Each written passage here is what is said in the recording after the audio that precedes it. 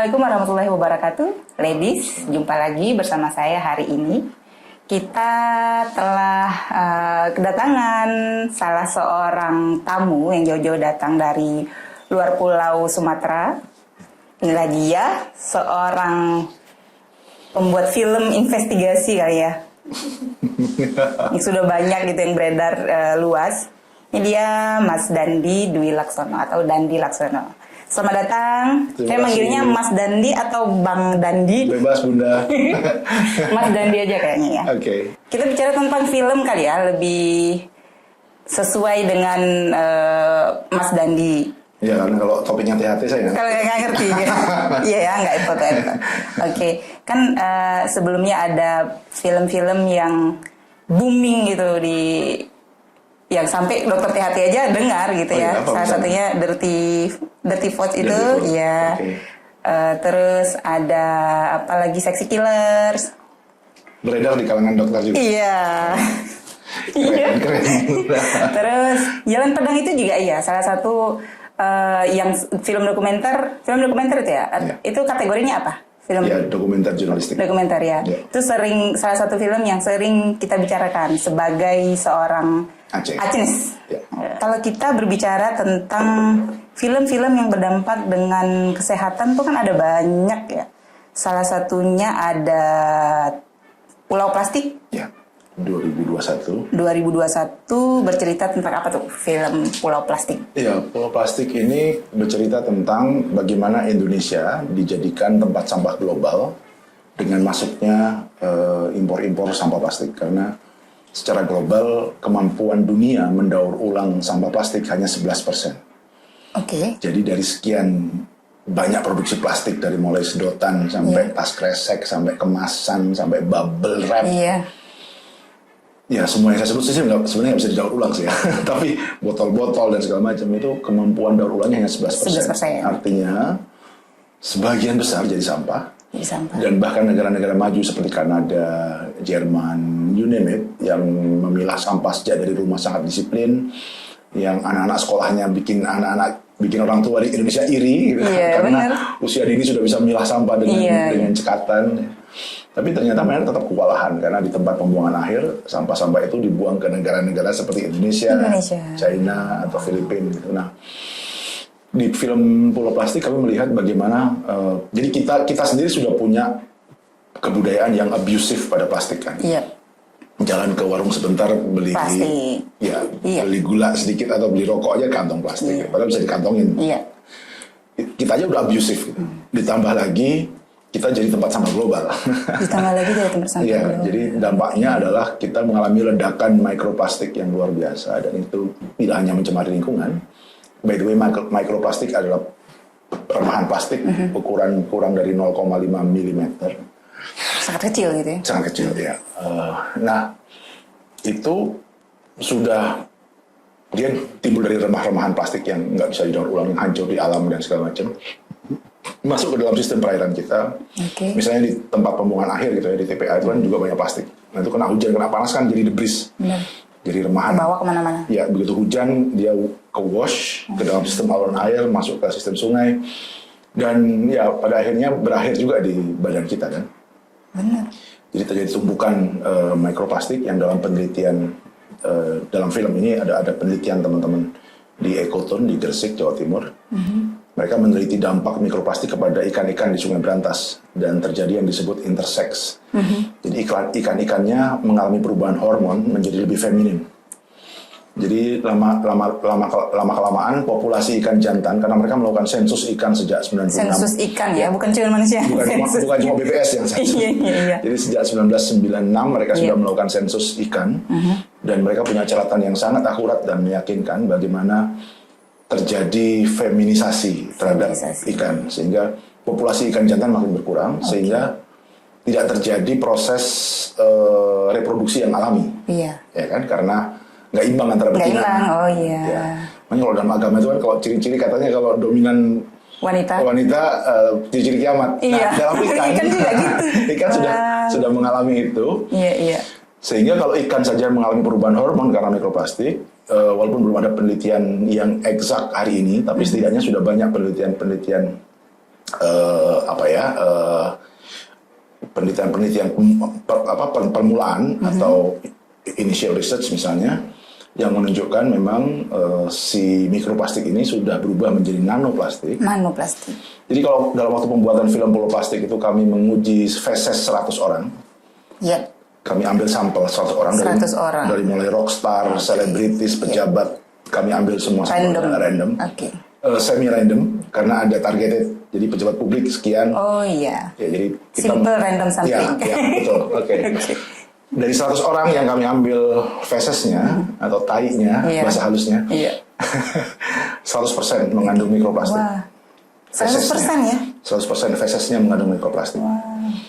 Nah, itu penelitian 2021 ya. 2021. Sekarang orang sudah nggak meneliti mikroplastik lagi, tapi sudah nanoplastik. Nanoplastik. Dia ukurannya sudah mikron. Jadi kira-kira 1 nanoplastik itu setara dengan 1 rambut dibelah 28. Oke. Itu 1 mikron. Ya, ibaratnya jadi terbayang ini. Lebih tipis dari suratol mustaqim. Jadi suratol mustaqim itu katanya 1 dibelah jadi 7. Iya, ini 28. 1 mikron itu 28. Nah, itulah yang masuk dalam sistem pembuluh darah kita. Masuk ke ASI ibu, masuk ke sperma, masuk ke bloodstream ya, pembuluh darah tadi. Pembuluh darah ke sel, masuk ke otak dan segala macam. Jadi nanoplastik ini yang pada dasarnya adalah minyak bumi kan. Karena bahan plastik adalah bahan minyak bumi, crude oil. Ini yang ada dalam tubuh kita. Tanpa kita sadari. Dan menimbulkan berbagai macam variasi, tentu dampak penyakit, dan saya pikir ledakannya nggak akan lama lagi. Karena tadi bisa menyumbat aliran ikan aja jadi feminin gitu. Persis. Ya. Mungkin manusia juga ada hubungannya dengan itu kali ya. Kita mengkonsumsi ikan yang feminin tadi, terus banyak yang gendernya laki-laki berubah jadi binari, terus kan banyak di gendernya jadi banyak kan. Ya, betul. Dulu cuma 2, sekarang banyak. Variasinya lebih banyak. Ya. Dan itu akan menimbulkan implikasi sosial karena orang selalu melihat masalah ini dari sosio antropologinya aja, gitu kan. Atau bahkan urusan transgender ini hanya dilihat dari satu perspektif yang disebut moralitas. Gitu. Padahal orang menjadi transgender, misalnya katakanlah, selain tentu ada perspektif free will atau pilihan bebas, tapi chemically, secara kimia, ternyata ada hubungannya. Plastik itu hal yang paling sederhana yang kita tidak sadari, dan kita penggunaan plastik itu luar biasa masif di seluruh dunia. Nah, pertanyaannya, kenapa Indonesia dijadikan tempat pembuangan akhir limbah gitu dunia? Plastik ini tadi. Jawaban sederhananya adalah karena kita memang negara yang indeks persepsi korupsinya jelek. Jadi singkatnya begini, kita mau terima gitu-gitu karena kita korup. Korelasi positif. Iya, sangat terkorelasi karena regulasi-regulasi tentang. Dibayar gitu. Nebeng sampah bayar ya gitu. Iya, jadi yang kami temukan di film plastik, nanti teman-teman bisa nonton di Netflix. Yang kami temukan begini, plastik itu masuk lewat sampah kertas bekas. Jadi industri kertas kita selain mengambil bahan virgin pulp dari bubur kertas, ya, dari hutan, mereka juga mendaur ulang, which is bagus karena supaya nggak semuanya tergantung pada virgin pulp, tergantung pada hutan, tergantung pada nebang kayu. Tapi yang sudah ditebang manfaatin di daur ulang, kira-kira gitu. Nah, idenya bagus. Tapi mungkin karena serakah, kita banyak mengimpor unsorted waste paper. Jadi kertas bekas yang nggak disortir. Jadi yang masih di TPA negara-negara itu masih bercampur dengan semua sampah. Nah, itulah kuda Troya atau vehicle untuk sampah plastik masuk. Jadi 30-40% impor kertas bekas kita yang sebenarnya tujuan impor ini ramah lingkungan, di dalamnya mengandung 30-40% sampah plastik yang disusupkan dari negara-negara maju, yang oleh importer kertas kita mereka anggap ya oke, karena lebih murah, ya, karena lebih murah. Kalau mereka beli yang sorted akan lebih mahal. Yang benar-benar bersih dari plastik, yang memang hanya karena memang memasukkan impor sampah itu ilegal secara undang-undang. Jadi kita memang nggak boleh mengimpor sampah itu nggak boleh, kecuali ada requirement khusus dan segala macam. Nah tapi karena masuknya lewat impor kertas, dan ini kan tentu terkait dengan pengawasan di Bea Cukai, ya kan itu yang, ya ke otoritas penegak hukum. Karena itu saya bilang tadi, kenapa sampah-sampah ini bisa masuk Indonesia dengan mudah? Ya karena memang indeks persepsi korupsi kita tinggi. Kira-kira itu jawaban. Lain negara tetangga kayaknya. Ya. Nah gitu. Terus, nah ini baru satu film nih, Pulau Plastik. Cerita ide awalnya kok bisa meneliti tentang pulau plastik itu dari mana sih? Kok bisa berlian-lian? Ada pulau plastik, ada jalan gendang, ada banyak sekali judul film lainnya. Inspirasi itu dari mana? Hidayah. Iya betul. Ya sebenarnya ke-trigger oleh banyak, bisa dari berita kadang-kadang ya, dari hasil penelitian, baca-baca artikel, jurnal gitu ya, atau nonton dokumenter lain di luar negeri misalnya. Dokumenter lain di luar negeri udah ngomongin nanoplastik. Ya. Jangan-jangan di Indonesia gitu. Jadi kita selalu ya copy paste gitu ya dari ide-ide yang sudah ada gitu. Terus kita lokalkan kira-kira gitu. Jadi nggak ada yang istimewa sebenarnya dari ide-ide itu, asal ya tadi sebagai filmmaker atau sebagai jurnalis kita membuka aja sense kita terhadap impuls dari luar, rangsangan, stimulasi dari luar gitu ya, tentang apapun gitu yang menurut kita punya dimensi public interest. Jadi kalau kami patokannya adalah apakah isu ini menyangkut kepentingan publik, ya gitu. Jadi bukan soal pribadi, romansa, cerita-cerita personal rumah tangga. Kami nggak menggarap yang gitu-gitu. Ya, apa yang berdampak ke masyarakat gitu ya? Ya, publik ya. Terus ini kan pasti ketemu dengan banyak orang, salah satunya adalah peneliti, ya kan? Ya. Nah, cara menggait si peneliti tadi untuk bisa mendapatkan sejumlah data yang akurat, gimana tuh caranya? Iya, jadi problem utama para peneliti ini kan kadang mereka menghasilkan karya-karya yang hebat, yang keren, benar. Tapi mereka konsumsi sendiri. Jadi gini, karena pemerintah... Sebenarnya bukan konsumsi sendiri, Mas. Tapi nggak tahu bagaimana cara mempublish. Exactly, jadi karena itu. Sama kayak orang jualan makanan kan, karena nggak tahu cara marketingnya, ini dimakan sendiri. Jadi kira-kira dikonsumsi. Rasa sendiri. Karena kan sebenarnya asumsinya ya, para saintis ini kan bekerja memproduksi pengetahuan, dan pengetahuan itu dijadikan dasar public policy. Artinya pemerintah yang membuat kebijakan berdasarkan hasil penelitian seperti itu. Tapi yang menjadi masalah di sini, pemerintah kita itu bukan evidence-based policy. Dia interest-based policy. Jadi bukan data yang dijadikan acuan untuk mengambil kebijakan, tapi interestnya, kepentingannya. Persis. Jadi no matter para saintis ini punya produksi pengetahuan yang keren-keren, yang relevan, yang bisa dijadikan rujukan dalam pengambilan kebijakan, misalnya gini. Sampai sekarang aja dengan gila-gilaan plastik sekarang aja, pemerintah belum punya standar baku mutu yang disebut aman untuk lingkungan itu berapa. Kalau untuk logam berat, untuk partikel 2,5 misalnya PM2,5 ada semua, baku mutunya ada. Mikroplastik nggak ada. Dari 1 liter air di sungai misalnya, berapa kandungan mikroplastik yang dianggap aman misalnya, nggak punya. So, padahal produksi pengetahuan itu sudah banyak. Penelitiannya udah banyak. Sudah banyak, bahkan negara-negara lain mungkin juga sudah memperlakukan. Ya. Tapi ya tadi Indonesia begitu, yang urusan begini-begini, ya pemerintahnya atau pengambil kebijakannya nggak menganggap ini masalah penting gitu ya. Persis. Jadi kesadaran masyarakat ini, bagaimanapun juga kita teriak-teriak, misalnya BPJS jebol, sebenarnya kan karena gagal menjaga gawang. Iya. Ya kan? Memang benar jebol jadinya. Iya, upaya kuratifnya nggak jalan. Iya. Akhirnya semua beban di preventif. Upaya preventifnya nggak jalan. Akhirnya semua jadi kuratif, gitu ya. Ya memang kuratif ini membuat industri kesehatan booming. Maju gitu ya. Iya benar. Bukan orang kesmas yang sejahtera gitu. Tapi harga yang harus dibayar adalah ya tadi kesehatan yang harus dikorbankan lebih berat ya. Persis. Dan begitu BPJS jebol, yang kita lihat tidak lagi akar masalahnya. Tapi yang kita lihat bagaimana mengatasi dalam waktu instan. Naikin aja tarifnya. Iya. Wah, gitu. Jadi BPJS jebol itu tidak dievaluasi sebagai hasil dari memburuknya kesehatan masyarakat atau memburuknya kualitas lingkungan atau memburuknya kualitas pangan dan minum. Iya, iya. Tapi dilihat sebagai problem anggaran. Ya sudah, naikin aja. Impor lagi. Kan dikit impor. Makanya naikin aja sudah iuran BPJS-nya gitu. Atau ribut lah antara rumah sakit dengan BPJS, inasi bijis, apa segala macam. Jadi selalu di wilayah-wilayah begitu-gitu loh. Tahu Mas. Ya, saya kan ngerti dokter kerjaannya juga ribut sama asesornya BPJS.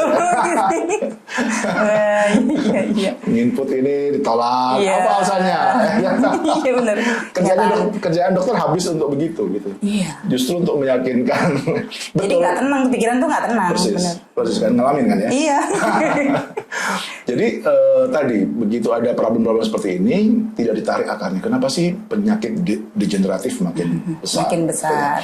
Kenapa sih yang cuci darah makin muda usianya? Iya, makin muda. Persis. 5 tahun udah cuci darah. Kenapa sih stroke ini sekarang kok atau jantung ini kok makin muda? Betul.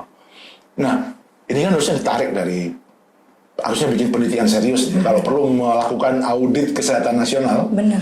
Kenapa orang Indonesia sedemikian ringkih sekarang dibandingkan nenek moyang kita misalnya? Iya. Satu generasi lalu misalnya.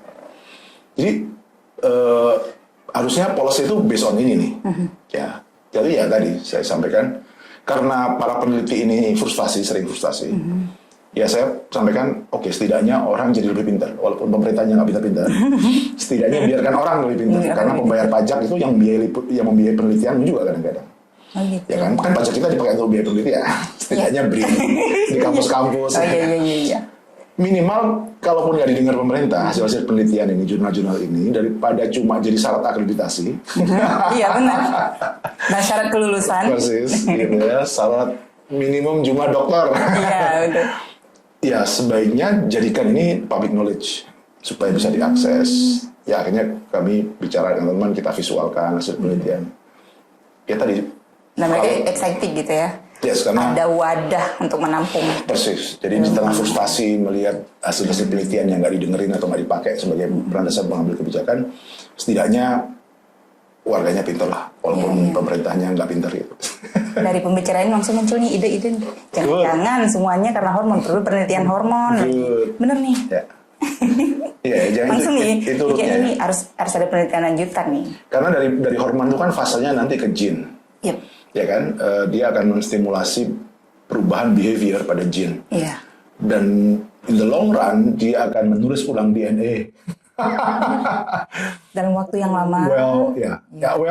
Kita akan berevolusi, tetapi polutan ini membuat evolusinya lebih cepat, lebih prematur, dan nggak terpola. Nggak terpola dan lebih berbahaya dampaknya. Sehingga kemudian sebenarnya kan kalau kita ngomong nggak tahu ya.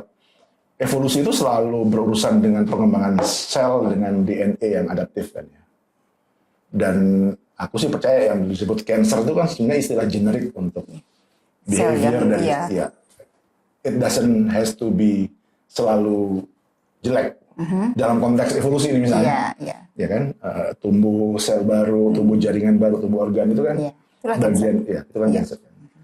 Nah, tapi karena dia cepat dan elemen tubuh yang lain, nukleus lain dalam tubuh kita, atom-atom dalam tubuh kita nggak prepare untuk menyiapkan atau kecepatan dari si polutan ini lebih cepat dari kemampuan yang lain untuk bisa terorkestrasi, maka dia menjadi wild, dia menjadi devian kan, karena kalau dalam gerak yang langgam dia akan menjadi evolusi nih, dia akan menjadi evolusi.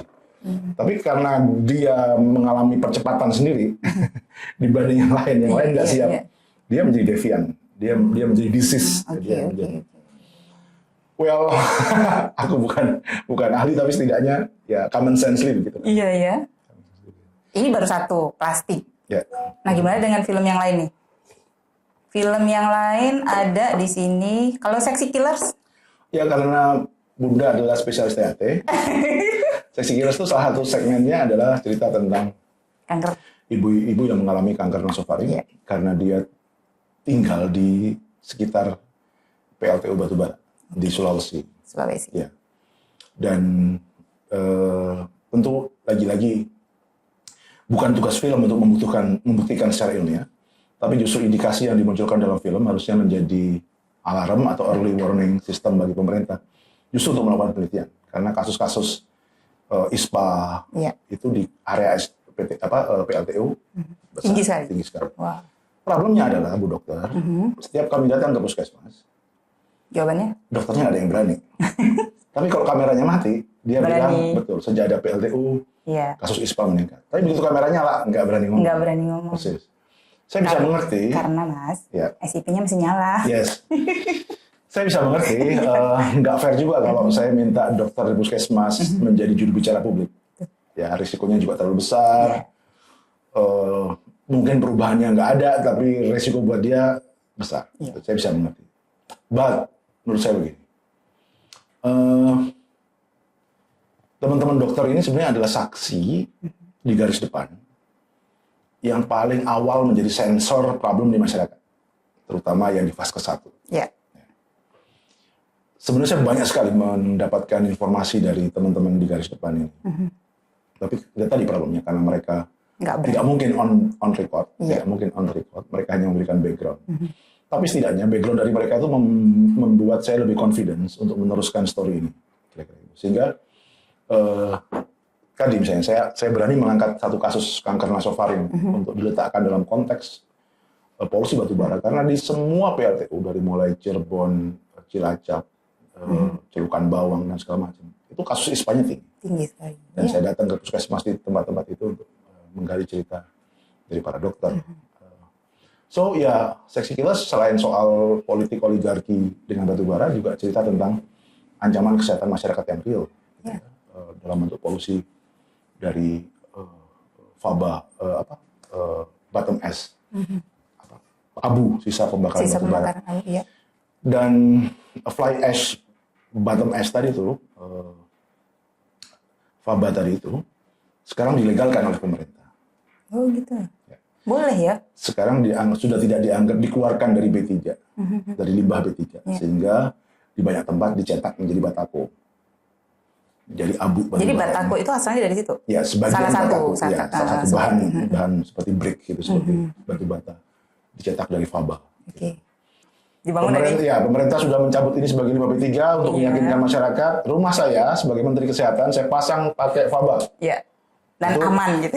Itu boleh lah ya. Gitu kan. Maksudnya kita jadi yakin. Iya. Tapi kalau cuma omong-omong, kita yang disuruh pakai faba, sementara orang-orang yang memutuskan nggak berani pakai faba, ya. Itu Seksi Killers. Seksi Killers ya. Jadi sebenarnya di dalam film kami banyak sekali yang terkait dengan pekerjaan Bunda dan kawan-kawan lah. Cuma memang tertarik nih. Kayaknya project next project boleh dilibatkan. Cuma karena kami tidak mengemasnya dari sisi itu, ya memang itu jadi kayak implisit ya. Tapi ya kontennya. Iya. Dan nasib ibu itu gimana? Meninggal. Wow. Ya. Emang kalau kanker nasofaring, apalagi stadiumnya itu udah 4, kemungkinan hidupnya itu kecil. Ya, perempuan ini ya? Perempuan ya, kalau sudah melihat. Predisposisinya asap tadi, asap pembakaran. Karena polusi. Iya. Ya. Dan memang dia mulai mengalami itu sejak mulai ada PLTU. Dan tidak ada dari pemerintah nggak ada tindakan apapun. Tentu tidak, karena malah kami yang disuruh buktikan korelasinya. Begitu ya? Luar biasa ya? Ya banyak sekali, termasuk di film tentang geothermal misalnya, ada kasus di Flores, warga yang mengalami banyak kulit gatal dan segala macam setelah ada pengoboran geothermal dan menimbulkan sulfur atau apa gitu ya.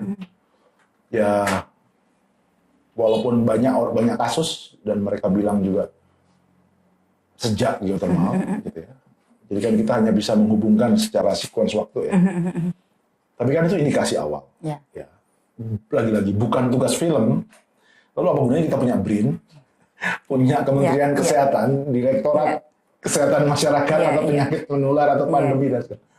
Di mana kita bayar pajak ya mereka mestinya harusnya gitu. Follow up dari temuan-temuan awal, bukan yang nemuin awal malah disuruh buktiin kan, aneh banget terus lu gabut gitu. Iya. Ya itulah ya ciri khas plus 62 gitu ya. Tadi kan Seksi Killer itu cerita tentang ibu yang terpapar asap sekian tahun akibat pembakaran dari batu bara, terus tiba-tiba kena NPC atau kanker nasofaring.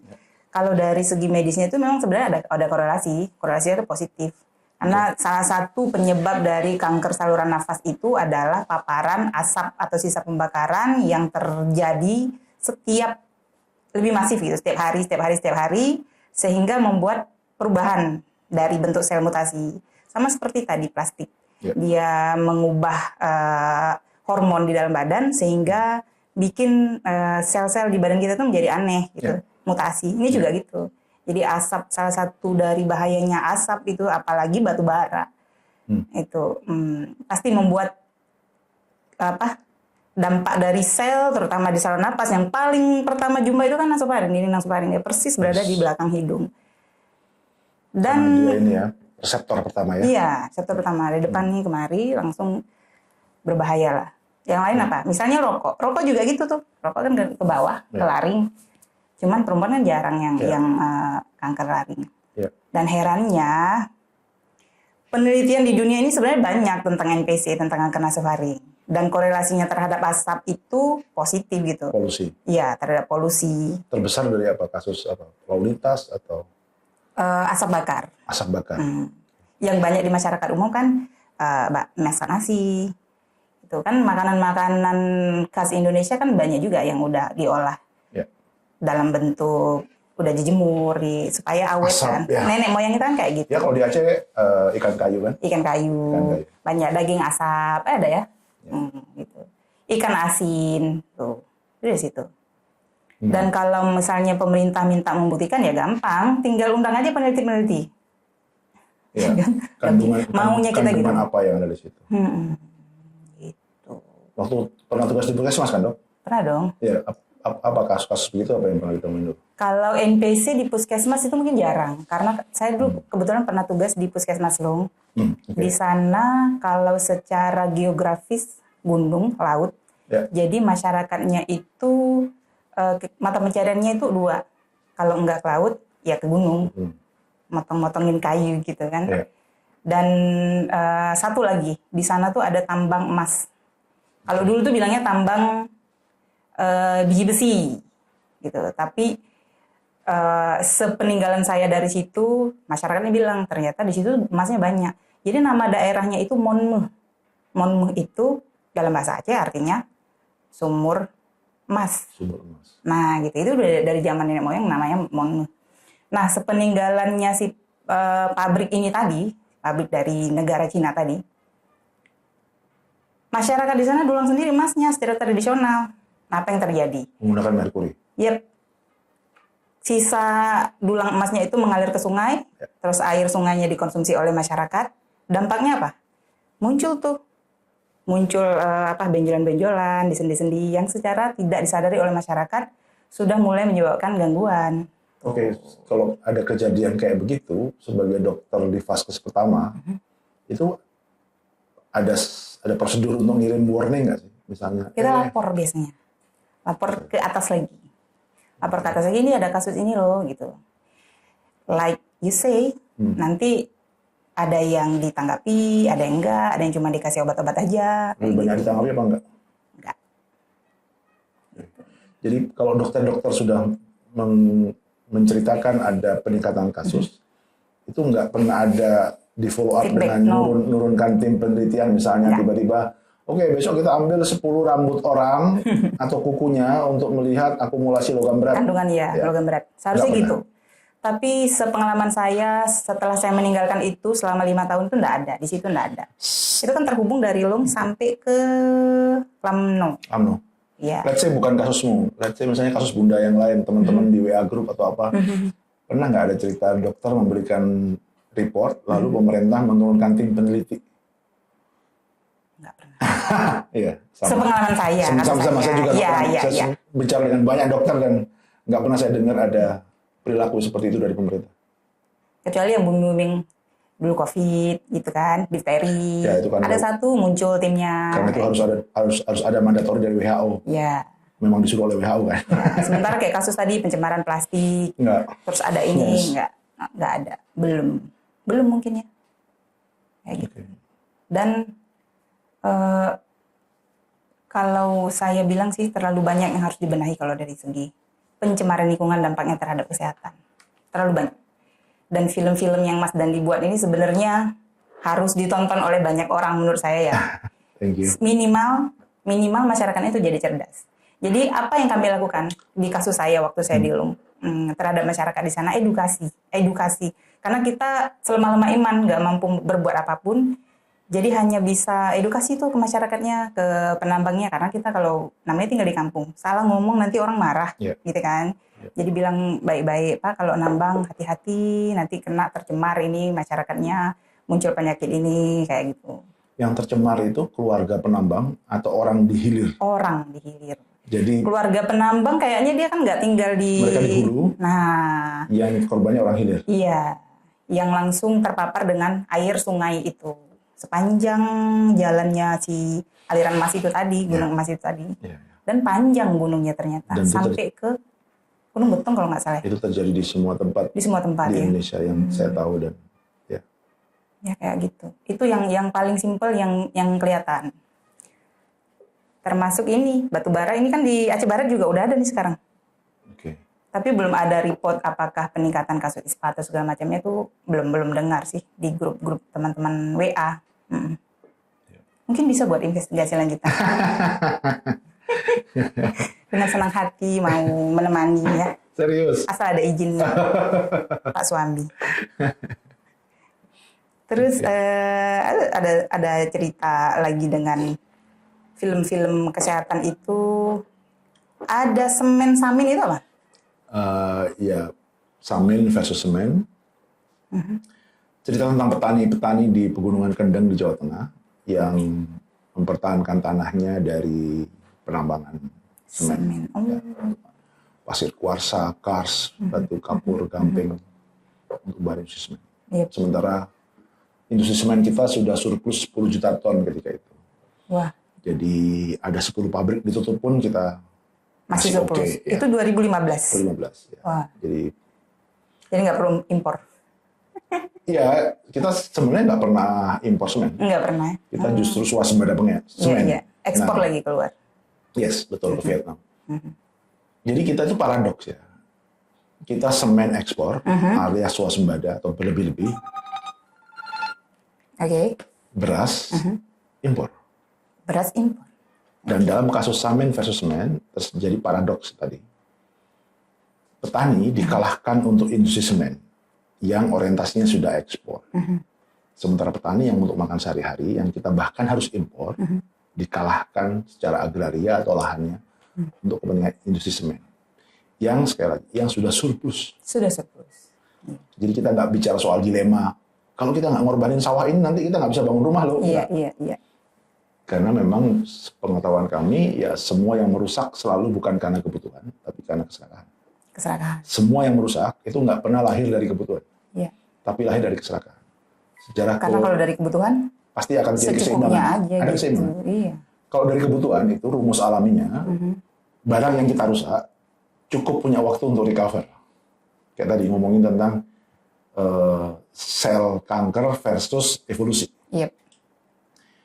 Tapi karena greedy ini, karena keserakahan ini selalu lebih cepat dari kemampuan alam merecover. Sehingga ya pasti merusak.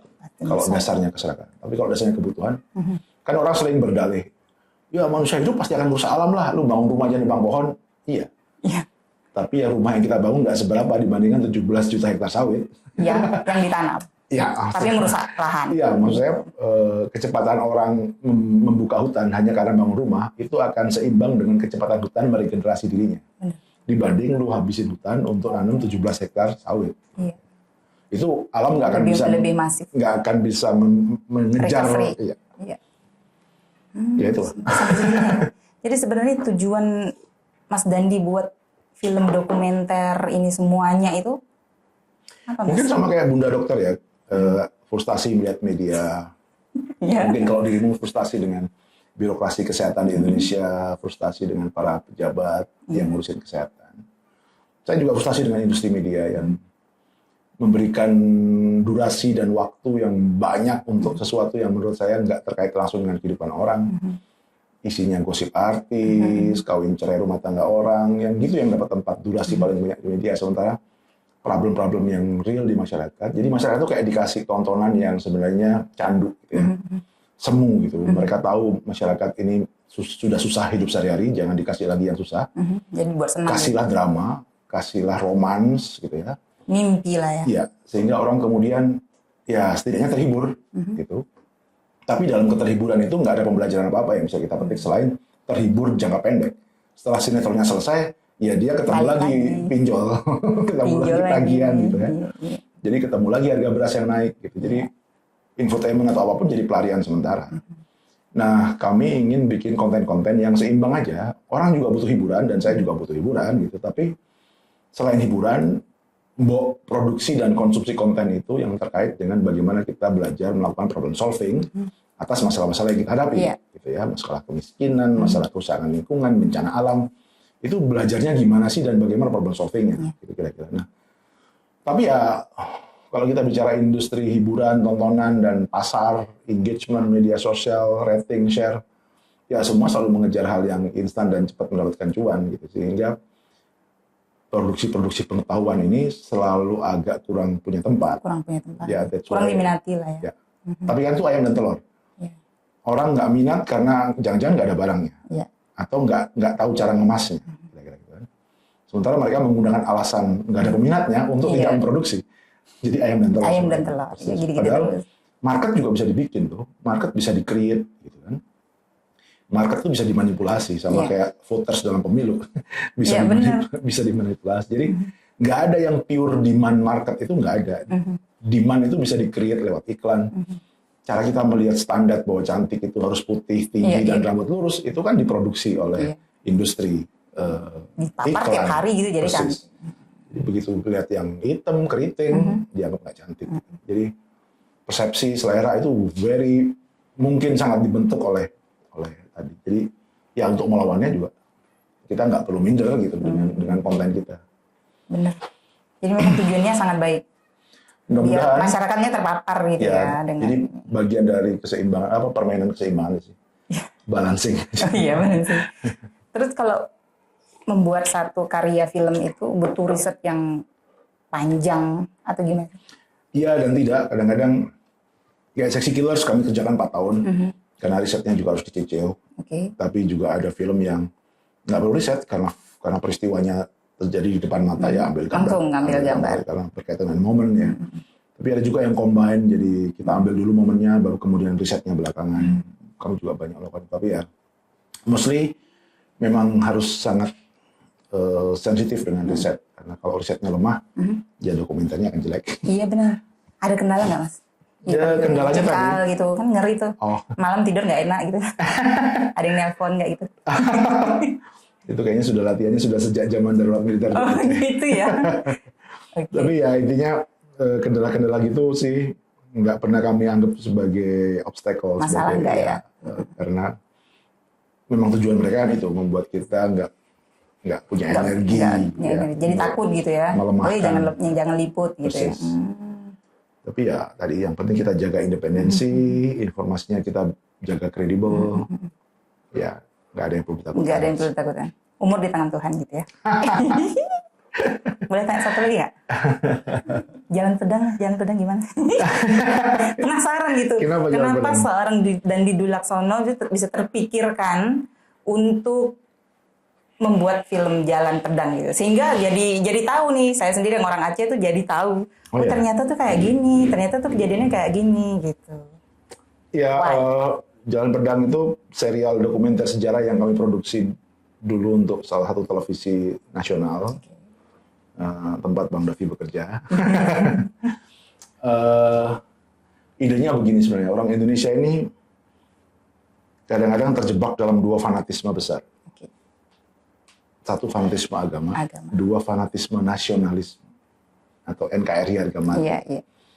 Nggak ada yang salah dengan itu karena semua negara juga membuat doktrin supaya warga negaranya cinta mati sama negaranya lah. Itu udah pasti lah. Nggak ada yang salah dengan itu. Yang salah adalah fanatisme pada negara ini dibangun di atas narasi sejarah yang bohong atau yang dimanipulasi. Oke, itu sumbernya itu. Ya, jadi gini, Jepang itu tidak mengajarkan di kurikulum sekolahnya bahwa tentaranya dulu ketika Perang Dunia II itu kejamnya minta ampun. Iya. Romusa, bikin Yukun Ianfu, perempuan-perempuan yang diperkosa dan dieksploitasi secara seksual, itu nggak diajarkan di sekolah Jepang. Tapi mereka juga nggak bohong. Iya. Mereka nggak bikin sebaliknya. Iya. Ya, ekstrim yang lain adalah Jerman. Oke. Yang memang mengajarkan sejak di public school sistemnya tentang sejarah Nazi, tentang sejarah hitam dari Hitler. Itu diajarkan. Iya. Untuk menanamkan bahwa kita jangan sampai mengulang kesalahan nenek moyang kita. Nah, gitu ya. Iya. Di Indonesia ini enggak. Enggak. Di Indonesia yang terjadi adalah lewat kurikulum sejarah menanam bibit konflik baru di masa depan. Oh iya. Misalnya menyebut tentang semua pemberontakan ini sebagai sebuah kejahatan. Separatisme, kejahatan, pemberontak, segala macam. Yang tidak mereka ceritakan adalah kenapa ada pemberontakan sebanyak itu. Jadi gini, kalau Indonesia atau Jakarta musuhan dengan Daud Bre, misalnya di Aceh, mungkin memang Daud Bre yang bajingan, kira-kira gitu ya. Tapi kalau di saat yang sama Indonesia musuhan dengan Daud Bre, musuhan dengan UPM, musuhan dengan Permesta, musuhan dengan DIP, benar-benar. Jangan-jangan yang bajingan Indonesianya. Kenapa gitu ya? Iya, jadi ini kan yang perlu diceritakan supaya nasionalisme itu tumbuh atas kesadaran yang rasional dan tidak menanam bom waktu di masa depan. Tapi kalau nasionalisme tumbuh di atas manipulasi sejarah, dia akan berpotensi menjadi persoalan baru di masa depan. Artinya gini, nasionalisme tanpa diimbangi dengan kesadaran tentang nilai kemanusiaan, ya dia sebenarnya juga fasis, kira-kira gitu ya. Sehingga lewat serial Jalan Pedang ini kami ingin tunjukkan bahwa, hey, apa yang diceritakan di buku pelajaran sekolah soal siapa itu Daud Bre, soal siapa itu Republik Maluku Selatan, dan Sakato Suwiryo atau Kahar Muzakar, ini sumbernya nggak satu loh. Ada banyak beragam versi yang seharusnya anak-anak di sekolah juga harus belajar supaya mereka tidak belajar sejarah dengan cara doktrin. Kira-kira itu sih idenya Jalan Pedang. Kami bikin 13 episode selama 3 tahun, risetnya atau hunting gambar-gambarnya dan wawancara narasumber di 3 negara, di Eropa, di Malaysia, dan di Indonesia. Eropa, Malaysia, saya lupa 1 negara lagi. Itu ya tadi berusaha memberikan alternatif narasi sejarah dari sejarah pemberontakan dari Aceh, Kalimantan, Sumatera yang lain, kemudian Papua, Sulawesi, Maluku, masuk di Jawa gitu ya, dengan Kartosuwiryo dulu. Kita berikan aja narasi alternatif. Yang kebetulan yang dokter tonton mungkin yang serial GAM, episode GAM. Ya. Mereka Merdeka. Dan menarik ya. 1976 sampai 2015. Iya. Dan jadi terbuka matanya. Oh ternyata kayak gini. Yang saya sendiri orang Aceh juga mungkin banyak terpapar dengan sejarah-sejarah yang ditutupi gitu. Dia sudah terdoktrin dari SD. Betul. Ya itu yang ingin kami hindari. Alhamdulillah. Oke guys. Sebenarnya masih banyak bahasan yang pengen kita bahas lagi dengan Mas Dandi. Kapan lagi coba bisa ngobrol panjang lebar kayak gini? Ini masih sekulit-kulit bawang yang dibahas gitu. Yang lain belum lagi. Mudah-mudahan kita bisa ada kesempatan yang lainnya, Mas. Nah, jangan Mas. Datang lagi kemari nanti kita wawancara lagi. Podcast lagi. Dan saya sangat berharap dengan bincang-bincang kita hari ini, banyak tuh film-film yang sudah dibuat, yang sudah diinvestigasi oleh Mas Dandi dan timnya tentang lingkungan dan dampaknya terhadap kesehatan kita sebagai warga, terutama Indonesia ya. Mudah-mudahan teman-teman tuh jadi teredukasi dengan baik gitu. Pikirannya bisa lebih terbuka, matanya bisa lebih melek terhadap apa yang terjadi, dampaknya terhadap diri sendiri dan anak cucu kita ke depan. Mudah-mudahan bisa menjadi manfaat dan ibrah yang diambil tuh positif semua. Amin. Dan film-filmnya dijadiin amal jariah. Amin. Mudah-mudahan. Demikian cerita kita hari ini. Sampai jumpa.